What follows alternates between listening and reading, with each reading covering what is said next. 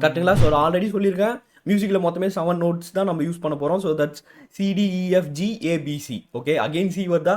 So அந்த டிஸ்டன்ஸை நம்ம என்னன்னு சொல்கிறோம் அப்படின்னா, ஹலோ கைஸ், இந்த வீடியோவில் நம்ம என்ன பார்க்க போகிறோம் அப்படின்னாக்கா, ஆக்டேவ் அப்படின்னா என்ன அப்படின்றத நான் உங்களுக்கு எக்ஸ்பிளைன் பண்ண போகிறேன். ஸோ நம்ம ஆல்ரெடி வந்து கீஸ் உடைய நேம்ஸ் பார்த்துட்டோம். அது எப்படி ஐடென்டிஃபை பண்ணுறது, எப்படி அதை வந்து ஈஸியாக மெமரைஸ் பண்ணுறது அப்படின்றதையும் நம்ம பார்த்துருக்கோம்.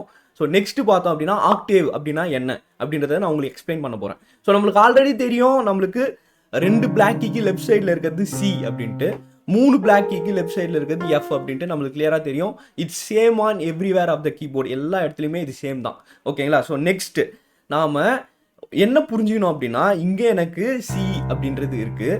நெக்ஸ்ட் எனக்கு அப்படியே நான் வந்து கடந்து வந்தேன் அப்படின்னா எனக்கு இந்த இடத்துலையும் எனக்கு சி அப்படின்றது ரிப்பீட் ஆகுது. கரெக்டுங்களா? ஸோ ஆல்ரெடி சொல்லியிருக்கேன், மியூசிக்கில் மொத்தமே 7 நோட்ஸ் தான் நம்ம யூஸ் பண்ண போகிறோம். So that's சிடிஇஎஃப்ஜிஏபிசி. Okay, again C வருதா?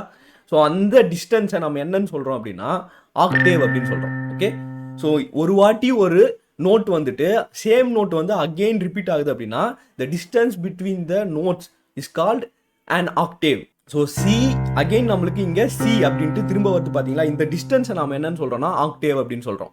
ஸோ நெக்ஸ்ட் பார்த்தோம் அப்படின்னா இங்கே அகெயின் நம்மளுக்கு இங்கே சி இருக்குது, திரும்ப நம்மளுக்கு எங்கே சி வருது, இங்கே வருது. ஸோ இது அனதர் ஆக்டேவ், இது இன்னொரு ஆக்டேவ், இது இன்னொரு ஆக்டேவ். ஸோ நம்மளுக்கு லாஸ்ட்டில் ஒரு எக்ஸ்ட்ரா கீ கொடுத்துருப்பாங்க.